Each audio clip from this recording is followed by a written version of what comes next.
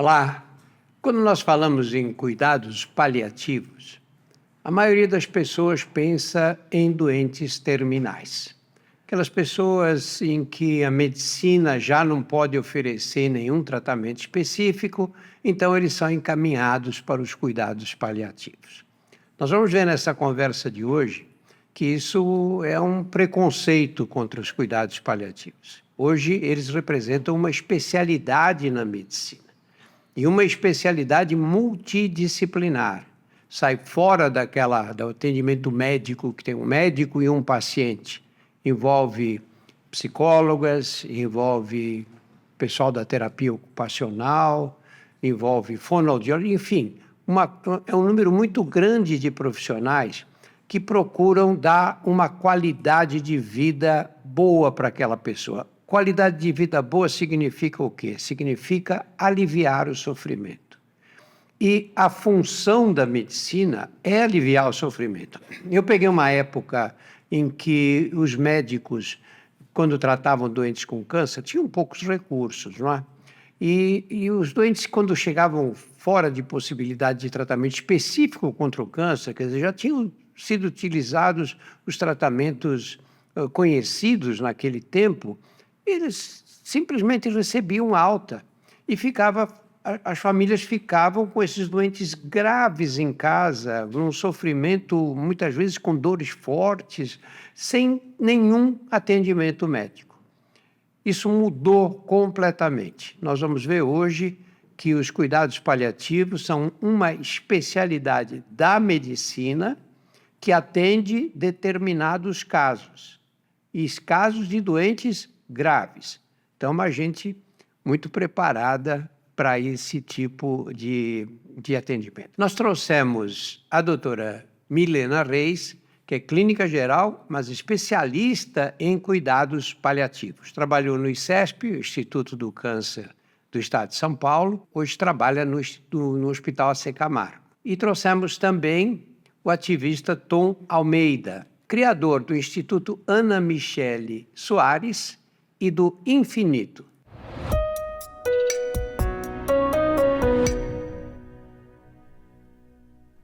Explica o que são esses cuidados paliativos. Qual é a visão moderna dos cuidados paliativos? Ótimo. Prazer estar aqui com vocês, Tom, de longa data, Drauzio, né, um ícone para a gente, para todo mundo que quer cuidar mais e melhor.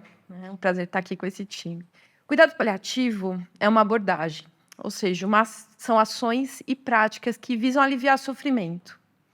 E o sofrimento em qualquer condição, em condições graves, né, que podem, de alguma forma, limitar a vida ou fazer com que ela corra risco, né, risco de morte. Então, eu cuido de pessoas que sofrem, que têm doenças graves ou condições, né? Inicialmente, a primeira definição de cuidados paliativos, que aí muito se reforçou o preconceito que você começou falando, era que eram doentes terminais, e se usava esse termo, né? Hoje a gente evita porque a doença é terminal, a pessoa não, né? A pessoa que sofre seja uma condição que pode ser curável, né? Tá aí o Covid que não deixa a gente mentir, era uma condição potencialmente curável, mas que muitas pessoas sofreram muito, né? Por vários sintomas. Então, esse conjunto de ações e práticas para aliviar o sofrimento, de dor, de falta de ar, né, a dispneia que a gente chama, essas condições que afetam tanto a qualidade de vida, é aí onde, né, a medicina paliativa atua, né? Hoje nós somos uma área de atuação aqui no Brasil, né, em caminho para uma especialidade médica, há mais de 30 anos, em outros países já é uma especialidade, aqui no Brasil ainda uma área de atuação. Então, eu sou clínica geral com essa área de atuação em medicina paliativa. Mas é isso, doutora, da gente ter um conjunto mesmo de profissionais, né? E aí nós temos assistentes sociais, enfermeiros, médicos, fisioterapeutas, fonoaudiólogos e quem mais do time estiver para cuidar daquela pessoa, mas entendendo um processo de adoecimento que envolve também a família e as pessoas que estão nesse núcleo, né, adoecido. E a sua visão dos cuidados paliativos, Tom? Eu gosto de pensar assim, que isso aqui que a gente está vivendo, a nossa vida, é como se fosse um grande voo, assim, que a gente está voando ao redor do mundo. E no momento que é mais desafiador desse voo, naquela maior turbulência, onde tem muito sofrimento, tem muita dor, você tem a oportunidade de ser promovido e ganhar uma promoção para ir para a primeira classe. Um upgrade para a primeira classe. O que isso quer dizer? Que vai ser, na primeira classe, as poltronas são mais confortáveis, elas são maiores, ou seja, elas vão cuidar daquele conforto físico no meio daquele voo turbulento. Mas, além disso, só desse conforto físico, tem uma equipe desse voo, que é uma equipe formada justamente muito bem especializada para cuidar desse momento extremamente desafiador desse voo. Eles não sabem exatamente como é que vai ser o fim desse voo.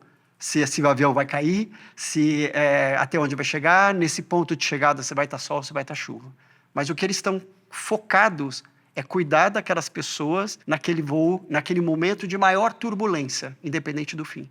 E cada um tem uma especialidade daquele corpo de cuidado daquele voo.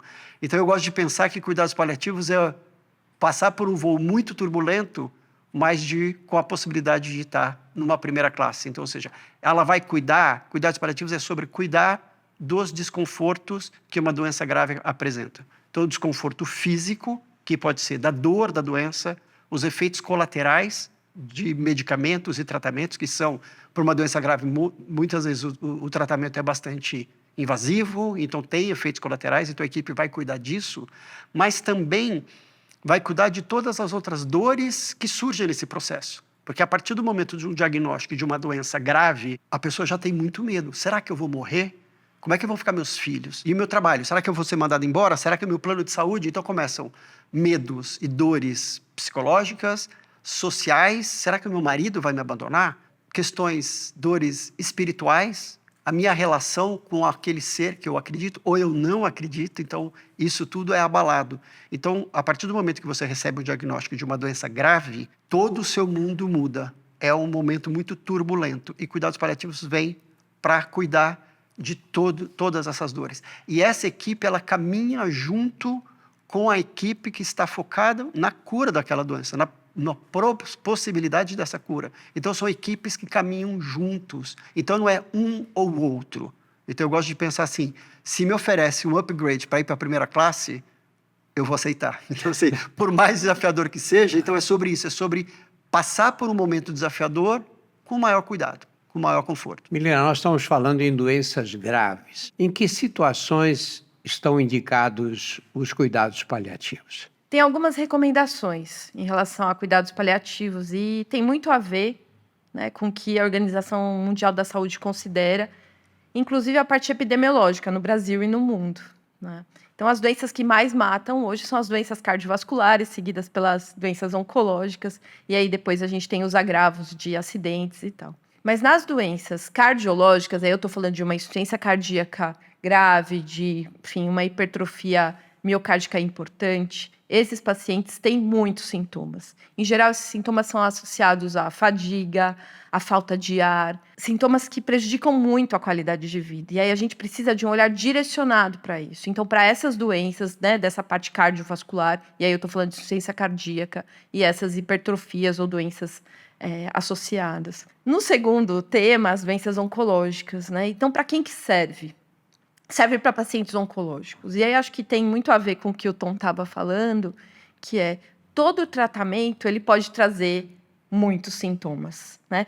Seja para que o paciente para que a pessoa se cure ou para que ela conviva com aquela doença. E para conviver da melhor forma possível, eu preciso de uma abordagem em time, multiprofissional, que possa aliviar o sofrimento para aquele paciente aguentar, ter suporte para aguentar o tratamento, para que ele se cure ou para que ele conviva com essa doença. Então, a indicação do início de uma abordagem de cuidados paliativos, ela se faz de forma muito precoce. Isso, sobretudo, no contexto do paciente oncológico.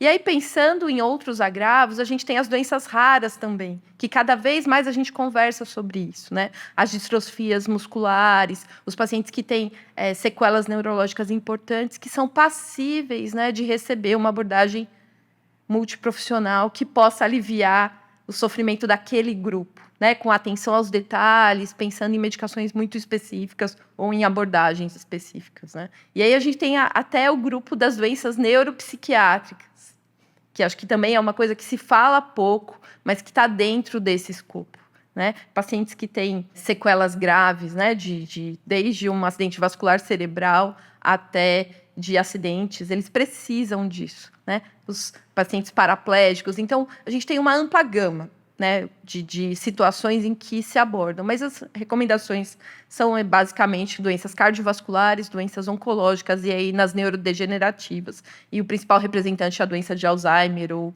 né, o equivalente. É uma grande variedade de indicações. É uma grande variedade, sim. Claro que o que a gente acredita é que não vai existir, né, nem no Brasil nem no mundo, equipes que consigam dar conta de toda essa necessidade.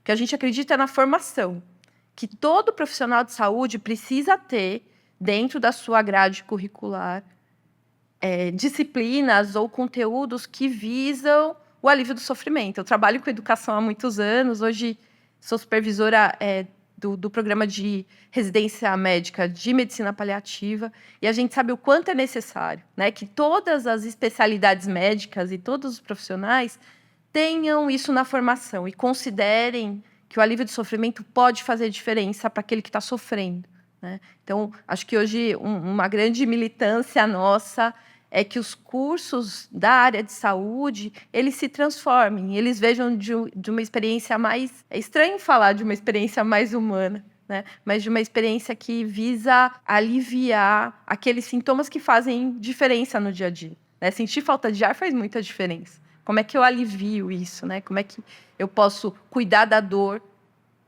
apesar de não ter cura aquela doença, né? A gente tem hoje uma abordagem, inclusive, que amplia, que é em relação aos sobreviventes do câncer. Pacientes que ficam com sequelas porque fizeram mastectomias ou tiveram membros amputados, ou o próprio tratamento, né? A sequela é a dor, uma dor neuropática em mãos, nos pés. Como é que eu cuido disso?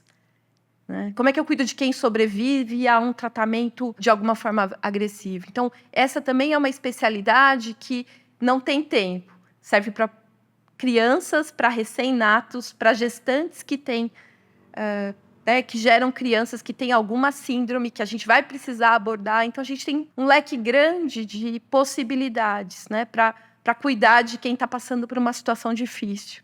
Mais ou menos isso. Posso só complementar? Acho que tem um ponto que, quando você trouxe a parte da educação, que eu acho que é fundamental mesmo, porque a gente tem essa deficiência enorme ainda no Brasil, porque nas faculdades de medicina e de todas as outras áreas da saúde, cuidados paliativos, agora na faculdade de medicina passou a ser obrigatório, mas isso ainda na realidade não está acontecendo, nas outras áreas não, é pouco. Eu acho que tem pelo menos duas coisas que são fundamentais nessa educação, que é controle de dor, né, de dor mesmo, que nas faculdades não entram especificamente. Então, como é que eu controlo a dor? Tanto é que eu ouço de muitos pacientes, às vezes algumas frases falam assim, não tenho o que fazer, isso é da doença, isso é do câncer. Então, o profissional, ele dá uma resposta simples, tudo bem, ele é do câncer, mas o que você vai fazer a respeito? E muitas vezes nessa formação ele não tem repertório para isso. Então, cuidados paliativos, ele tem o repertório de saber exatamente de como fazer um controle de dor, e é bem aquele de ir afinando o ajuste fino, assim, até a chegar naquele ponto do controle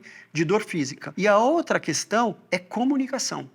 Porque o profissional de cuidados paliativos, ele lida a todo momento de ter conversas muito importantes e desafiadoras. O paciente e a família. O paciente e a família. Então, é no sentido de chegar e fazer primeiro um comunicado de uma situação muito desafiadora. Então, assim, tem uma formação, tem uma forma de dar essa notícia. Tem uma forma de, depois de dar essa notícia, de acolher essa pessoa. Daí tem, talvez, de dar a notícia novamente, porque a pessoa ela precisa de um tempo para processar e sedimentar esses entendimentos. E depois ele tem que ter um tempo para poder responder às perguntas. E às vezes são perguntas muito difíceis, que o profissional tem que ser honesto, mas ao mesmo tempo ele tem que ser muito cuidadoso para falar sobre isso. Então eu acho que o que a gente sente, o que é fundamental, eu acho que são os dois pilares super importantes de cuidados paliativos, é isso. Uma excelência em cuidado de dor e efeitos colaterais, então eu falei de dor, mas também efeitos colaterais, então uma excelência técnica nessa parte, e também de comunicação, porque é diariamente lidando com situações e também momentos de decisão. Então, assim, até onde vai esse tratamento? Será que esse tratamento ofertado, ele está causando mais conforto ou mais desconforto? Então, acho que são conversas importantes que hoje a maioria dos profissionais ainda não estão preparados para ter. Por isso que é fundamental a educação. Quis complementar, porque acho que isso é muito importante. Tom, eu me formei muitos anos atrás, mais de 50 anos atrás. A medicina, todo o histórico da medicina foi baseado na figura do médico. Sim. Tanto que a gente fala atendimento médico.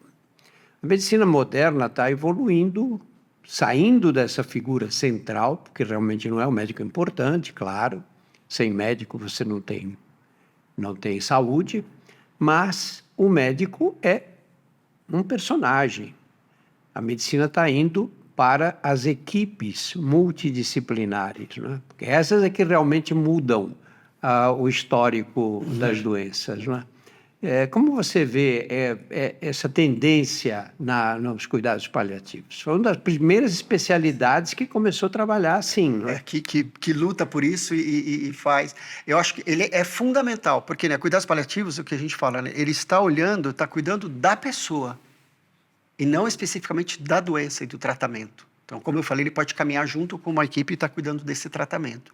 Então, ele está olhando, e nós somos muito diversos, a gente tem necessidades muito específicas. Então, o paciente que está vivendo uma determinada doença, ele tem necessidades muito específicas. Então, talvez, para que ele sinta mais conforto, talvez seja muito importante o papel de um fisioterapeuta e também de um TO e tudo mais. Então, para cada personagem, para cada paciente, ele vai precisar de uma equipe que acolha, porque a gente está falando sobre trazer conforto, sobre as dores que ele apresenta. Então, ele vai ter esse cuidado, esse olhar multi do paciente como um todo. Então, onde que está... E muitas vezes a gente também não consegue se expressar, o paciente, o familiar não consegue expressar exatamente o que ele está sentindo. Então, também essa equipe multiprofissional, ela consegue também entender nas entrelinhas essa necessidade. Então, a equipe multiprofissional é muito importante para que ofereça um atendimento muito personalizado para essa pessoa, que acolha toda essa dor. Há indicações de cuidados paliativos em caso de pessoas que vão se curar provavelmente da doença que eles têm? Ótimo questionamento. Porque a indicação, né? A gente resume assim, a indicação. A gente tem as recomendações da Sociedade Americana de Cancerologia Clínica que recomendam abordagem de cuidados paliativos, né, para alívio de sequelas em pacientes curados. Então, a gente tem ambulatórios que seguem pacientes que se curaram, que têm chance de ter recidiva, claro, né, mas mesmo curados lidam com essas sequelas, né? E tem outras dores que a gente não consegue mensurar. Às vezes a dor física ela é mais palpável, né? Ela incomoda, mas a dor psicológica, né? A dor do sofrimento, do distanciamento da sua família, né? Muitos pacientes estão longe do seu cuidado, ou de ter perdido o seu papel social. Então, sim, a recomendação para aqueles que se curam, e a gente deve iniciar, as recomendações que se iniciam o mais precocemente possível. Nem sempre se inicia com a equipe de cuidados paliativos. O que a gente considera importante, e aí são as recomendações internacionais, é que, vamos falar de um cenário de oncologia, né? Que todo oncologista, enfermeiro que faz né, o médico oncologista, a enfermeira que faz a parte de oncologia, saiba identificar e iniciar a primeira abordagem. Quando isso tem as suas dificuldades, que o paciente seja encaminhado para ser acompanhado de forma paralela, né? Então, a gente tem alguns modelos, e aí dentro de centros especializados, isso de forma mais precoce. E não acontece um desentendimento do paciente achar, bom, eu estava acostumado com o meu médico, agora vem uma equipe que eu não conheço? Muito. Essa questão do preconceito, ela é super prevalente, né? De a gente chegar e às vezes eu tô com um jaleco e ele tá escrito cuidados paliativos. Mas, puxa, o meu médico acabou de me operar e você vem aqui me ver. Cuidado paliativo não é para quem tá morrendo. E aí é um trabalho do dia a dia, assim, de falar, olha, o seu médico, a sua equipe pediu a minha ajuda para o meu time te ajudar a melhorar mais rápido, né? A conviver com a dor dessa cirurgia ou com o que ela vai, de alguma forma, tirar de você nesse primeiro momento, né? Então, a hora que você tem essa abordagem de ser mais um componente da equipe e de ajudar no restabelecimento, né, de uma qualidade de vida, esse preconceito ele se dilui. Então, quando a gente chega antes, o preconceito é menor. E aí você já está acompanhando. Então, se caso, né, aquele paciente não se curar e vier a falecer, você já faz parte daquele time. Então, o que a gente acredita é que, entrando antes, os preconceitos eles caem, né, pelo cuidado. né? O cuidado é que faz a gente diminuir essa rejeição, digamos assim, do primeiro momento. E eu acho que se a doença tem uma chance de cura, se a pessoa tem condições de estar sendo bem cuidada, ou seja, então está dando recursos. Então, se ela tem uma dor física controlada, ela vai dormir melhor, ela vai se alimentar melhor, ela vai se divertir, ela vai ter um propósito de acordar. Então, tudo isso faz com que esse processo de cura e de reabilitação, ela tenha mais condições. Então, acho que cuidados paliativos também, numa doença com uma possibilidade de cura, ele promove, ele ajuda o paciente nessa possibilidade, porque ele tem mais força, ele tem mais recursos para atravessar isso. Então, conforto, aquilo que eu sempre falo, né? Tipo, se tá um frio, você quer uma cobertinha? Tudo que for para te tornar mais confortável faz com que o processo seja melhor. Então, acho que cuidados paliativos, independente do fim, ele vai trazer conforto. Se você está confortável, você tem mais forças para atravessar o processo, independente do fim. Posso dizer que os cuidados paliativos focam mais no doente e menos na doença? O principal olhar é isso, a pessoa entender como essa doença está te impactando o teu corpo, a tua alma, a tua mente, então ele vai impactar como um todo. Então ele está interessado nisso.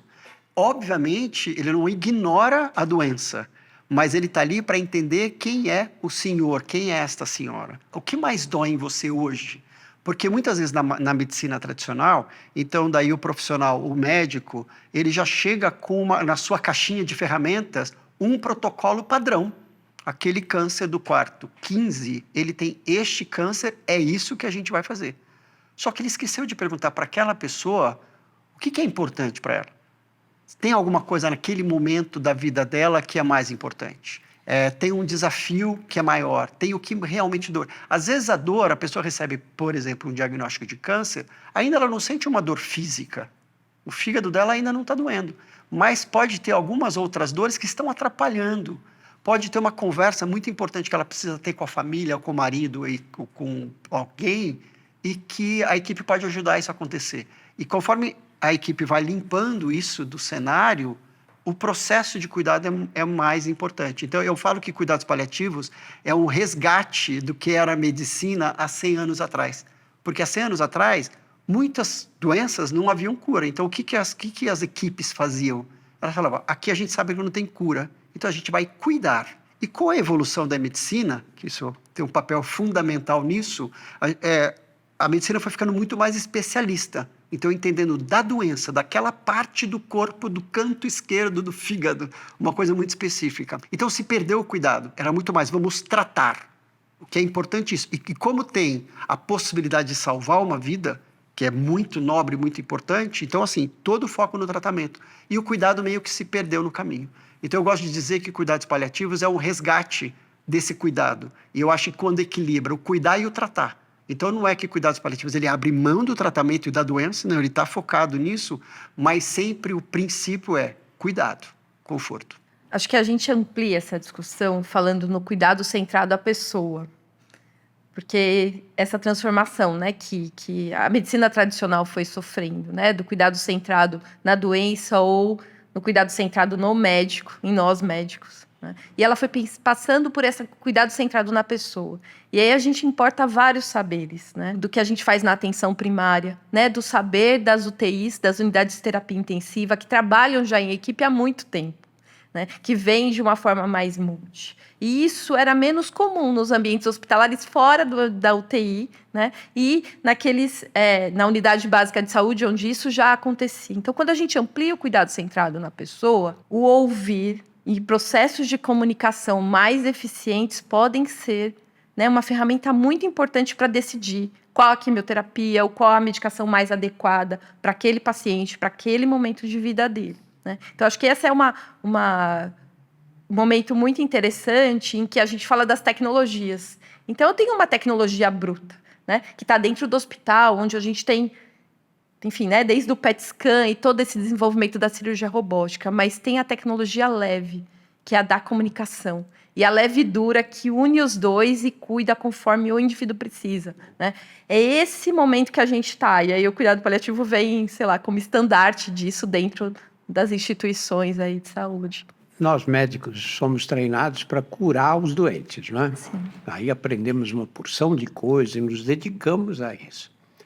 E nas faculdades ninguém te ensina a lidar com a doença que você não vai curar. E é um grande número de pacientes nesse tipo de condição.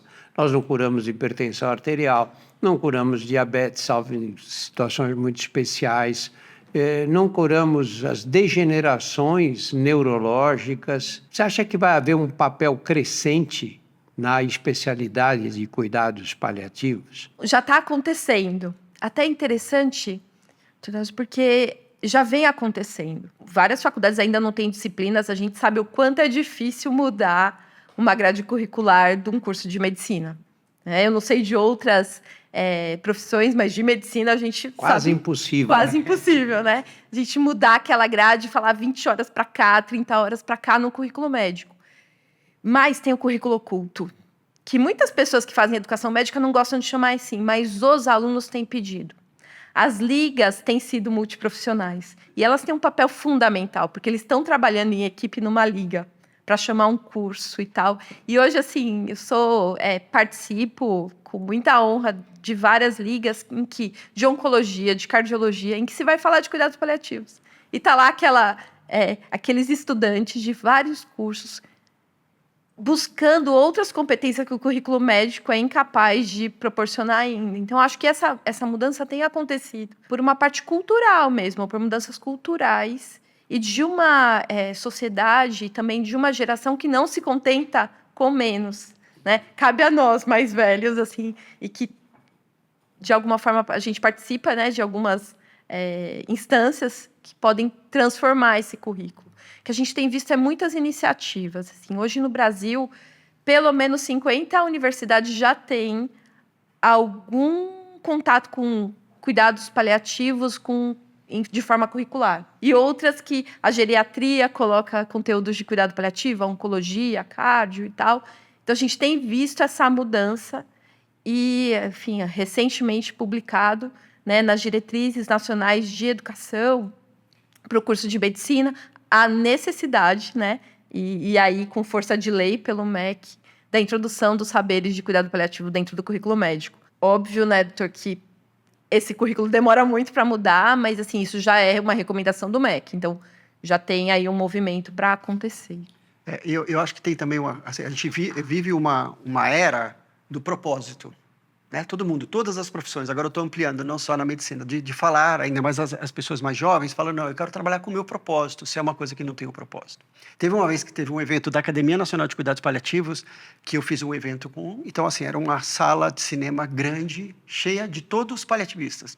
E eu fiz uma pergunta, quantos desses sentiam que eles tinham se reencontrado com aquele propósito que eles tinham lá no início, quando eles começaram a fazer uma faculdade de medicina. No dia a dia de um médico, o senhor sabe muito bem isso, é muito frustrante. Então, ou seja, existem muitas mortes, existem muitas notícias desafiadoras que eles vivem. Então, no dia a dia, tanto é que a gente tem algumas frases, né, que são chavões, assim, tipo, no meu plantão ninguém morre, tem algumas coisas de lidar. E a morte, ela acontece. E daí você fica meio refém disso. Mas quando você pode oferecer o melhor cuidado possível para aquela pessoa, tanto a narrativa para aquele profissional falou, independente da morte, mas falou assim, eu fiz o meu melhor, ele morreu confortável. E essa mesma narrativa para a família, que depois vai viver esse luto, quando ela fala, ele foi muito bem cuidado. Toda a equipe cuidou dele muito bem. Ele não sofreu, ele foi ouvido, eles conversaram, eles nos acolheram, eles seguem nos acolhendo. Então tem uma narrativa de cuidado que alivia essa pessoa. Então ela vai para casa, não só, obviamente tem uma tristeza, obviamente a morte e alguma coisa desafiadora impacta toda a equipe profissional. Mas ela chega em casa não só com essa parte da história. Ela chega e fala, ele foi super confortável. Eu consegui controlar a respiração dele. Ele não tinha dor física, a gente conseguiu. Então também tem uma celebração do sucesso, isso também é sucesso. E antes disso, sucesso. um grande, na verdade é maior do que tudo. Só que antes era só uma frustração. Morreu. E não tinha essa outra parte da narrativa. Então, acho que Cuidados Paliativos oferece, e a história das ligas, eu também falo bastante com ligas, é lindo daí ver essa nova geração entendendo, eu quero, é importante, Cuidados Paliativos é sobre cuidar. Então, não tem essa frustração da derrota que muitos profissionais às vezes assumem, tipo, perdi um paciente. Mas você sabe, olha, eu, quando era um jovem médico, Eu não recebi esse tipo de formação de jeito nenhum. Fui treinado para curar os doentes. Sim. Né? E quando você chegava a uma situação em que a cura ficava impossível, você primeiro sente uma grande frustração. Você pode não ter culpa nenhuma do que está acontecendo ali, mas você fica frustrado de não poder oferecer para aquela pessoa um tratamento especial que a faça retomar a vida, que cure essa É pessoa. legítimo isso. Com o amadurecimento, eu passei a vida fazendo oncologia, eu comecei a entender que o lado mais recompensador da medicina era justamente esse. Você recebe um paciente, você sabe que ele não tem cura, que ele vai falecer da doença, e que você tem que tentar dar a ele o melhor curso possível dentro desse caminho. Todos nós vamos morrer um dia. A gente fala essas coisas, mas não para pensar no que elas representam, não é? E eu acabei entendendo isso e hoje eu lembro de pessoas que faleceram sob os meus cuidados que me dão até mais prazer do que aquelas que eu curei no decorrer da profissão, porque você, para curar pessoas, é questão de aplicar um protocolo. Uhum. Se não fosse você, poderia ser outra pessoa, outro médico qualquer. Quando você tem você sabe conduzir aquele percurso, que é o percurso final, que todos nós vamos atravessar, isso dá uma sensação muito boa. Porque eu acho que aí é que entra a arte da medicina. Sim. Que a arte da medicina é o quê? A gente fala isso, mas não pensa, não é? A arte da medicina é você pegar o seu conhecimento teórico, as coisas que você aprendeu, que leu nos livros, e aplicar para aquele caso em particular, para aquela pessoa em particular, que vai ser diferente de outro paciente, mesmo com o mesmo diagnóstico, né? O senhor já tem a alma paliativista. A sua atuação nesses anos todos já tem essa alma paliativista. Eu fico muito feliz de ouvir isso e não tinha dúvida que viria dessa forma do senhor. Acho que de cuidar mesmo, o foco é o cuidado, o conforto. Isso eu acho que quando nós preparamos os nossos alunos e as faculdades e que esse tipo de especialidade for crescendo, né? Eu acho que vai haver um grande avanço na medicina. Tirar da figura do médico. O médico é importante, como eu já disse, mas o médico não... Essa história, você diz, bom, o atendimento médico, né? É o médico que é o responsável pelo atendimento. Primeiro que não é. Quando você analisa um doente internado, a enfermeira é mais importante que o médico. Segundo lugar, se você diz que nós temos que ter um médico de família, você tem uma limitação muito grande, porque só envolve a figura do médico. E você nega a participação de todos os outros profissionais. Muito, muito. Estou sendo ingênuo nessa discussão. Não, quanto mais a gente trabalha em equipe, mais o potencial de fazer diferença na vida daquela pessoa e daquela família se amplia. E essa é uma coisa que, dentro das faculdades de medicina, a gente não aprendeu. Porque a gente trabalha pouco em equipe. Mesmo no internato, o saber ele é reduzido ao médico. Então, hoje, muitas vezes, um capelão faz mais diferença naquele processo de adoecimento e, né, finitude do que as intervenções que eu possa prescrever. Mas olhar isso também me faz perder ou me faz refletir sobre um ego que ele não deveria existir sobre nesse processo. Sobre a onipotência. Então, é realmente um desafio a gente conversar sobre isso entre nós médicos. E perder isso e estar em equipe, né? E que cada saber vem. E tem, né, a gente tem historicamente essa hierarquia, né? Daí é o médico e a gente, paciente, o doutor, eu vou ouvir o que o senhor mandar fazer. E isso vem mudando. Desde quando foi, né? Houve o Dr. Google, isso já começou a ter um impacto nos consultórios, da pessoa já chegar e falar, eu vi o meu exame, eu acho que eu tenho isso. Então, eu sei que muitos médicos, no início, ficavam muito incomodados. Como que você vem me dizer o que você tem? Eu que vou... Então, começou esse impacto. E hoje em dia, quando eu converso com muitos médicos e faço palestras, vivenciando o que a gente tem hoje no Instituto Ana Michele Soares. Então, ali tem um grupo muito grande, hoje é um grupo com 2.500 pacientes e familiares que vivem em cuidados paliativos. Então, ali tem muita formação. Então, elas têm muita consciência do que é cuidados paliativos. Então, a gente ouve muito relato de paciente que chega para o médico e fala, eu gostaria... E a equipe de cuidados paliativos? Eu gostaria... Dele fala, imagine, é muito cedo. Ela fala, não, doutor, eu tenho um câncer metastático. Eu não tenho cura. Eu estou sofrendo por isso, por isso, por isso. Como é cedo? Então, elas ensinam. Então, e eu falo muitas vezes com as pacientes, falo assim, eu tenho dó, assim, pena, me sinto mal de colocar na tua conta mais essa responsabilidade do paciente e do familiar brigar por isso, que não deveria. Mas eles têm um papel muito importante. E hoje, essas pacientes que estão no Instituto Ana Michele Soares, que entendem muito bem o que é cuidados paliativos, porque elas vivem isso, elas impactam isso no consultório, no hospital, de falar, não, essa dor, como é que vocês vão cuidar? Elas falam, tá bom, doutor, eu entendo que é do câncer, mas o que o senhor vai fazer para fazer com isso? Eu entendo que isso é um efeito colateral, mas o que o senhor vai fazer? Então, acho que também diminuiu, tirou o médico desse pedestal, igualou, é uma equipe completa. E o paciente, o familiar, faz parte dessa equipe. E até gosto de brincar assim, quando você vai conversar com o paciente pela primeira vez, um profissional, eu brinco, tira o jaleco e deixa o jaleco para fora. Primeiro vai conhecer essa pessoa como pessoa, não você médico, porque senão você já vai com um padrão de tratamento. Primeiro vai ouvir o que ela quer, quais as necessidades, como é que aquilo está impactando, quem é essa pessoa. Daí depois que você ouviu, porque o paciente do lado de lá tem informações muito valiosas para saber que tipo de tratamento você vai oferecer. Daí você vai olhar na tua caixinha de ferramentas e vai oferecer o melhor para aquela pessoa, e não um padrão. Então, eu acho que ter essa mudança de hierarquia é importante, que daí traz e o paciente e o familiar, ele é uma peça-chave nessa equipe multiprofissional, que daí tem um efeito, um impacto muito importante, eu acho que no cuidado. Helena, olha, os médicos, de um modo geral, eu sei porque eu, no começo da carreira, sentia forte essa necessidade, que é aquela, quando você vê que não tem mais chance de curar aquele paciente, você se afastar dele. E a gente, como médico, tem que lutar contra essa tendência natural. Mas o paciente está numa fase muito sensível, né? Com a sensibilidade exacerbada. Ele olha nos teus olhos e vê se o que você está falando é verdade ou não é.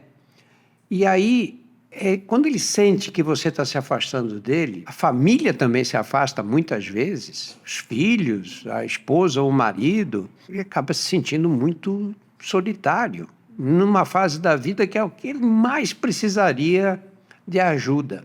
Como é que vocês lidam com essa, não como lidam, mas qual é a abordagem de vocês diante desses problemas, vamos chamar assim, mentais? Esse é um baita desafio. Como seres humanos, a gente tende a negligenciar ou se afastar daquilo que traz sofrimento, né? Eu sei que aquilo me queima, eu não chego lá perto. Eu sei que aquele ambiente não é bom, eu não vou até lá.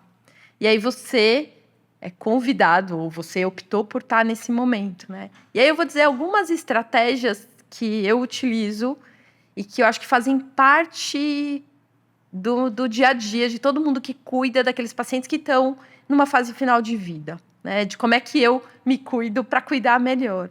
E acho que tem sim um comportamento, o pessoal da psicologia e da saúde mental nos ajuda melhor a entender, que é um embotamento de muitas pessoas, entendendo que, né, da sua condição frágil, do seu momento vulnerável em que se perde o papel social, o papel até familiar, né? E ele está num leito, ou em casa, ou dentro de um hospital, e talvez ele seja pouco visitado porque aquela família não consegue lidar com alguém que era tão pungente e agora num estado tão debilitado. Mas a comunicação efetiva, e que ela começa antes, aquela pessoa, ela é aquela pessoa independente do momento que ela está. Então, se eu gosto de morango, eu continuo gostando de morango, apesar de estar em fase final de vida. Então, quando você consegue dar autonomia e voz, né, proporcionar, não sei se dá, mas proporcionar que aquele indivíduo continue com a sua autonomia e o seu direito de exercer, olha, hoje eu não quero comer, hoje eu não aceito que você me puncione. Doutora, eu não quero mais exames, porque eu estou entendendo que isso dói e que faz sentido para mim. Porque para mim, como médica, eu quero ter o resultado do seu hemograma. Mas essa intervenção vai me fazer melhorar? Se não vai, eu gostaria de não fazer. Quando essa voz é dada, ou melhor, né, você senta para ouvir essa voz, esse indivíduo continua sendo ele até o final, até que ele parta. Mas isso depende de uma comunicação super afiada, um ouvido atento, né, atenção aos detalhes. Porque quem tem dor não quer conversar sobre... Olha, eu gostaria de ser cremado, eu gostaria de ter a minha vontade respeitada até o final. Então, se você tem o controle de sintomas bem feito e aquele indivíduo sabendo que ele vai ser respeitado até o final, essa conversa vem. E a família também é convidada para essa conversa. Então, como profissional, quando eu consigo ter essa comunicação de forma aberta, eu tenho muito prazer em ir lá conversar com aquele paciente. Porque apesar de eu não poder curá-lo, eu consigo cuidar e fazer com que aquele respeito àquela vida seja até o final. Uma das coisas para ter saúde mental, para cuidar de pessoas num momento tão vulnerável, é saber que eu estou ouvindo e tentando respeitar as vontades até o final. Acho que vem pouco por aí. Não sei se eu respondo de forma completa. Tá claro. Mas é isso. Eu acho que tem a ver com aquilo que a gente falou, né, da mudança de mentalidade também. Assim, eu não tenho como curar essa pessoa, mas eu tenho como cuidar. Então, assim, eu tenho capacidade para isso, eu consigo oferecer. Então, e nessa habilidade de sustentar esse desconforto. Então, assim, eu não vou fracassar. Eu vou conseguir cuidar dessa pessoa até o último momento. Então, nesse momento, esse profissional vai validar aquela dor, vai entender que está difícil, vai provocar perguntas, vai dar espaço para que essa pessoa se manifeste. Então, eu acho que é uma prática. Não é só assim, tem pessoas que têm o dom de fazer, existe isso, mas é uma prática. São estudos para que ela possa abrir a conversa, que ela possa entrar no quarto e ler o espaço que tem alguma coisa errada ali, independente dele estar falando ou não. E ter coragem de fazer uma pergunta cirúrgica de que essa pessoa fique à vontade para falar. E daí, nessa fala, pode ser que seja com o médico, mas pode ser que seja com o capelão, pode ser que seja com o assistente de enfermagem, porque daí as pessoas vão criando vínculos com diferentes pessoas. Então, por isso que daí, voltando na história da equipe multiprofissional, que é fundamental, daí essa pessoa que talvez numa hierarquia formal não teria tanta importância, ela que vai ser o ponto de contato com essa pessoa, ela que vai trazer conforto. Então, qual é o papel dela? De ouvir, de que ela está preparada, e ela vai trazer para o time, para essa equipe multiprofissional. O seu João está passando por isso. O que mais está incomodando ele é isso. Pois então, essa questão, então talvez a gente tenha que acionar o capelão. Vamos chamar o capelão para fazer uma visita? Essa questão da comida. Então, vamos ver com a nutricionista se a gente consegue mudar a alimentação. Então, também é isso. Assim. Então, essa pessoa que talvez criou o vínculo mais próximo, ela traz para a equipe multi e eles vão montando estratégias de cuidado. Então, acho que tem essa mudança de mentalidade que fala assim, a gente está oferecendo o melhor. E daí, inclusive, nessa fase, vamos, então, parar com esse tratamento? Vamos só oferecer? Vamos liberar essa pessoa de comer tudo que ela tem vontade? Vamos liberar a família? Falar, o que você está com vontade de comer alguma coisa? Eu estou com vontade de comer um McDonald's. Vamos comer um McDonald's. Tomar uma cerveja. Vamos oferecer cuidado para essa pessoa. Então, eu acho que é esse olhar que daí também, para essa pessoa que está cuidando, também dá uma aquecida na alma absurda. Então, quando ela sabe que ela também tem essa possibilidade, ela não entra nesse jogo perdendo, vai morrer. Ou acabou e não tem nada o que fazer. Não, eu tenho participação ativa nisso, eu vou cuidar. Ô Tom, você acha que o SUS, o Sistema Único de Saúde, nós temos acesso aos cuidados paliativos pelo SUS? É uma resposta difícil. Sim e não. Por isso eu estou fazendo. Sim e não. Existe hoje, acho que assim, a Milena pode corrigir, mas quase 50% do serviço ofertado de cuidados paliativos no Brasil está no SUS.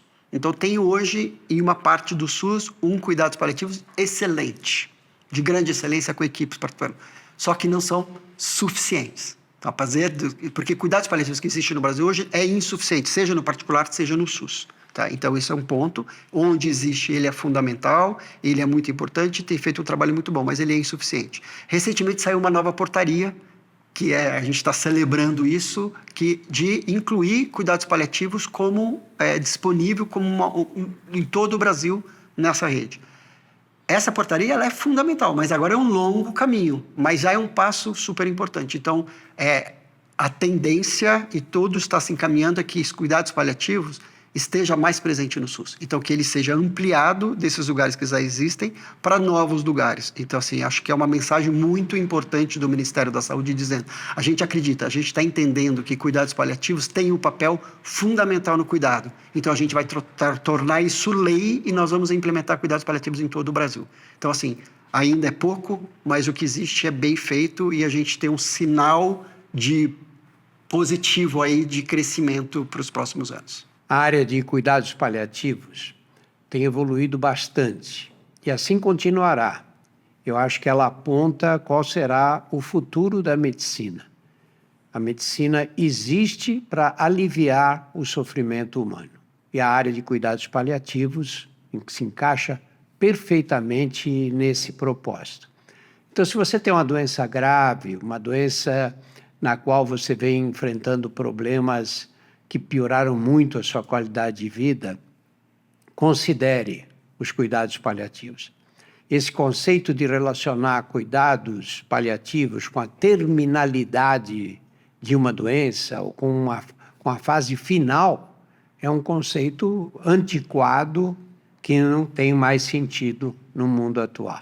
No nosso portal você encontra mais de 100 podcasts, mais de 100 DrauzioCasts que versam sobre os mais variados temas. Entre eles, nós temos o Saúde Sem Tabu, temos o Porquê Dói e Outras Histórias. Todos estão disponíveis nos principais agregadores e no YouTube. Muito obrigado pela atenção.